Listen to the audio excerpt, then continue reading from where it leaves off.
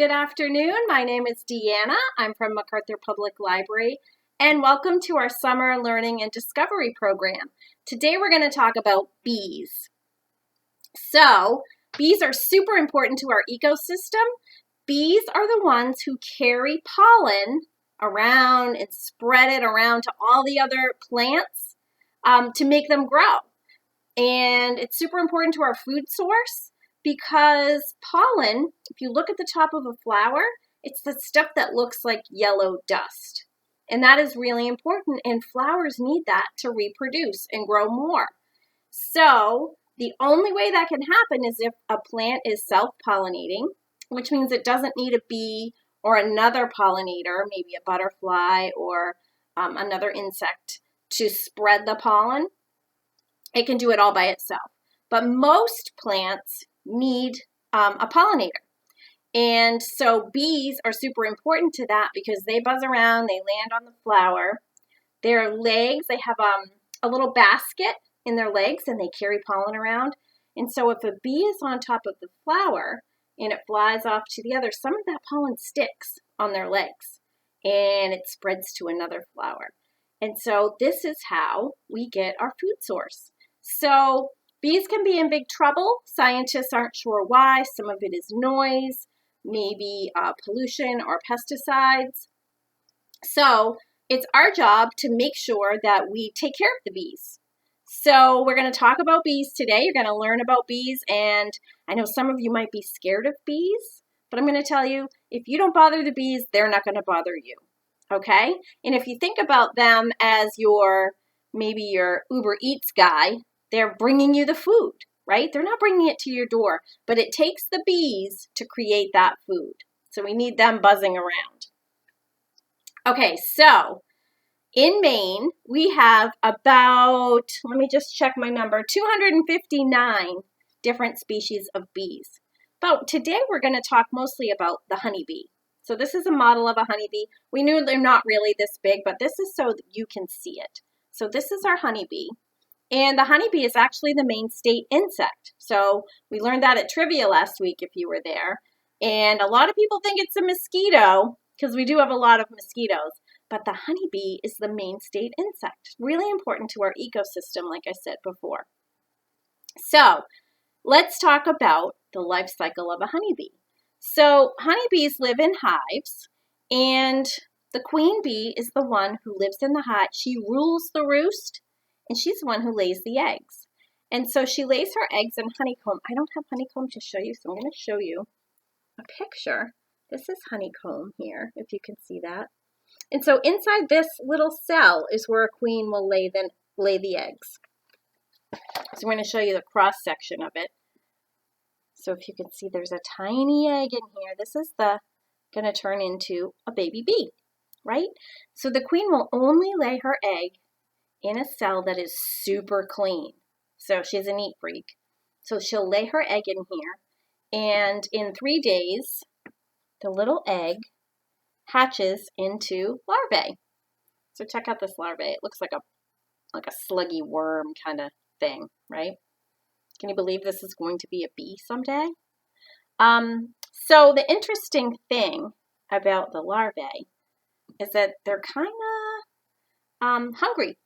They eat about 1,300 meals a day, which is a ton of food. So worker bees, every bee in the hive has a job. So worker bees take care of the larvae and feed it. They feed it royal jelly, something called royal jelly, and a mixture of honey and pollen. And so this is growing inside that cell in the honeycomb that I showed you, right? And in about 5 days, it gets too big for the skin and it sheds it. And I bet some of you have read the book called The Very Hungry Caterpillar. So bees are kind of like the caterpillar. So they spin silk around their body and make a little cocoon. And they're still inside the honeycomb. And then worker bees cap off.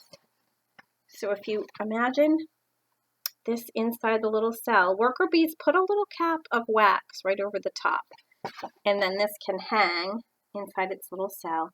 And in here, it takes about 12 days, it starts developing its eyes, its 4 wings, the little tiny hairs that cover the bee body. So it's in there developing and changing. And after about 12 days, it chews its way out, and voila, it's a bee. So the first job that a bee has, I wonder if you can guess. What do you think its first big job is? To clean its room. It has chores, just like you probably do, right? So it has to clean its room because remember, we talked about that queen bee will only lay eggs in a super clean cell in the hive. So the bee's first big job is cleaning. And then, of course, it could be a drone, it could be a worker, or it could be a queen. And they only make a queen, they only designate a bee as a queen when they need one because there's only one in the hive. So most bees are going to be drones or workers. And they have different jobs like guarding the hive. So those are bees that are going to guard and protect the hive. There's the foragers. That means those are the ones out looking for the plants and gathering the pollen to bring back for their food source. So they, let me show you we're going to talk about some of the stuff bees like. But let's imagine the bee comes here and it has like a straw. It's almost like if you have a milkshake and you're using a straw, the bee kind of has its tongue is like a straw and it sucks the nectar out of the flower. Super cool, right? So we want to make sure that bees have great habitats. So they're attracted to brightly colored flowers. They prefer flowers that have a single head. So like this, just like one little flower on top of the stem. Or if you can picture a daisy. I have daisies in my bee garden, but they haven't quite blossomed yet, so I didn't bring one in. And what else do bees like? They love lavender. So here's some lavender. Mine blossomed earlier, so this blossom is kind of drying up. But lavender is a great thing that attracts bees to your bee garden. It smells so good. And the cool thing about marigolds is it's beautiful. Orange is my favorite color, so I'm definitely partial to these. Bees and butterflies and other insects that are pollinators are attracted to these, but they deter some of the pesky ones. So if you have a vegetable garden, it's a nice idea to plant some marigolds around your vegetables because it will keep bugs that are going to come in and maybe eat up your the leaves of your plants. They don't like it, but the bees do. So it's a perfect little addition to your garden that will help the bees, but also help your vegetables and keep your crops safe. Mint is another thing that you can plant. This is great. I made a smoothie, shamrock shakes in one of my smoothie videos, and I used fresh mint from my bee garden. It smells nice. This can really overtake your garden. It's really super easy to grow and it spreads really fast. So just be aware of that if you're going to plant mint. Mint is also a deterrent to some pests. Mice hate mint and some other bugs. If you plant this near your lettuce in your vegetable garden, again, the bees will come, pollinate your garden, and it will keep away maybe bugs that you don't want in there that are going to ruin your vegetables. Or you can just plant it in a pot somewhere because it smells nice. You can eat it. You can put it in. Oh, it's so good on vanilla ice cream. So it helps the bees and it's something tasty for you. Another plant like that is chives. They love chives and those are really good. I love it on cottage cheese. So yeah, we didn't get to go outside and plant a garden today, but I brought some of my garden in because it's raining out.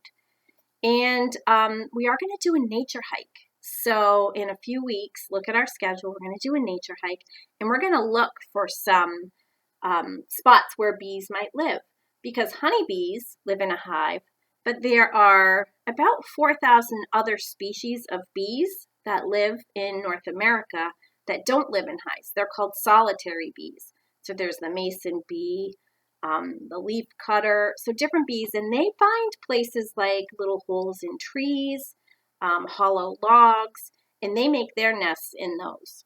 And so if you are walking around, taking a nature walk, or maybe out even in your yard, you can look for those little holes. And I bet there's a bee living in there. So you don't want to disturb them because bees can sting you. But they're not going to chase you. They're not going to come after you. So try not to be scared of them because they're really good for our environment. So I hope you learned something today about our bees. And I hope that I see you next time. Rebecca's doing a journaling program next week. That's going to be super fun. Nature journaling. So maybe you can get out in nature and you can journal some activities. Maybe you can look for something a baby bee would like. That's your chore for today. And maybe you can put it in your nature journal next week. So I look forward to seeing you again soon. Take care.